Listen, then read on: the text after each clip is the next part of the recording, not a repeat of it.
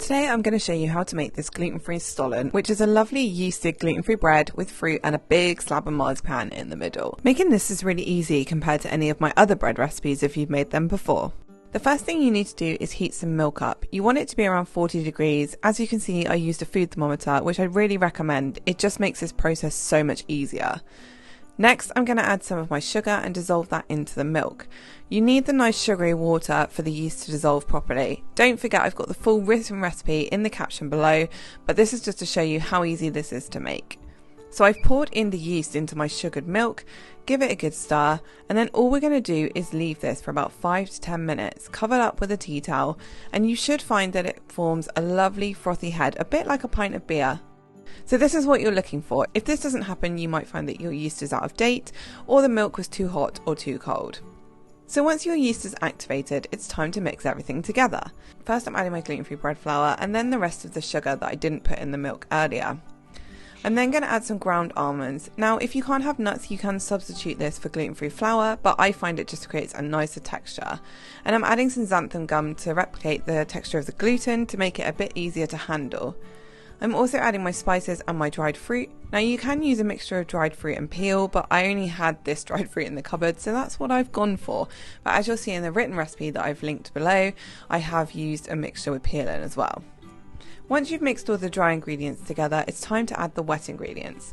So first up we've got melted butter. This is what's going to make the bread really nice and soft. And then I'm going to add in the frothy, milky mixture with the yeast in. And this is what's going to help the bread go nice and puffed up and delicious. And finally, once I've added that, I'm going to add in 2 eggs. And this is just going to help, again, keep the mixture nice and soft and create a lovely dough that we can work with. Now, if you're new to making any gluten-free bread, you might not realise that making it is a bit different to making normal bread.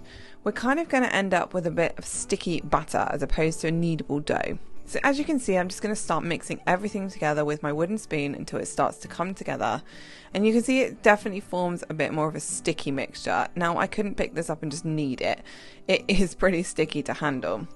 So what I'm going to do is once that's formed that dough, cover it with cling film, pop it in a warm place and leave it to prove. Now this isn't going to puff up a lot like normal dough would, but it is going to puff up a little bit, and that's what we want in this recipe. And as you can see, it has expanded in size.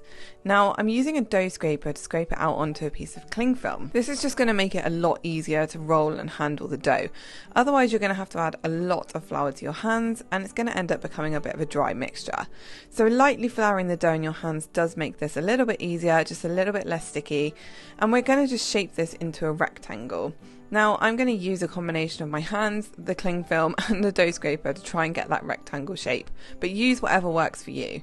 And do keep adding little bits of flour if you find the dough is getting a little bit too sticky. Now to roll it out, the best thing to do is to cover it in a piece of cling film so that the dough doesn't stick to the rolling pin.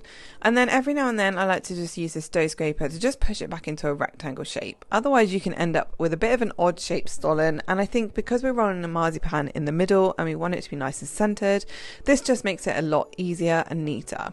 So I just keep doing this until I've got the right thickness. You don't want it to be too thin, not like a pastry. We're going for about 1 centimetre thick, but ideally you just want it to be a nice rectangle shape. I've also rolled out my marzipan, which I'm going to pop in the middle.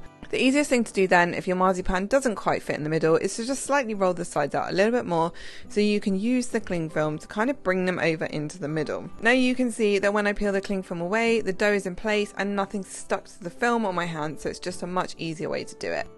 And then I'm just going to basically seal that marzipan up in a little Christmas parcel. So you might want to use slightly wet hands to do this if it makes it easier, and just basically stick that dough together so that that seam is all sealed up and no marzipan can leak out. Don't worry too much because as you can see, I'm going to then flip this onto a sheet of baking paper, which means that the seal will be on the bottom. So once this is done, all I'm going to do is neaten it up and pop it in the oven and bake it until it is gorgeously golden brown, a little bit like this. It looks so good, it smells incredible. Now to make it nice and soft, I'm going to coat this when it's just out of the oven with some melted butter. This is a little bit similar to a brioche recipe because it just means the dough doesn't go too hard as it cools, keeps it lovely and soft and enriched, and it also means that once it's cooled we can sprinkle it with icing sugar and that will stick to it. And honestly, this is just the best recipe. It is just the epitome of Christmas to me.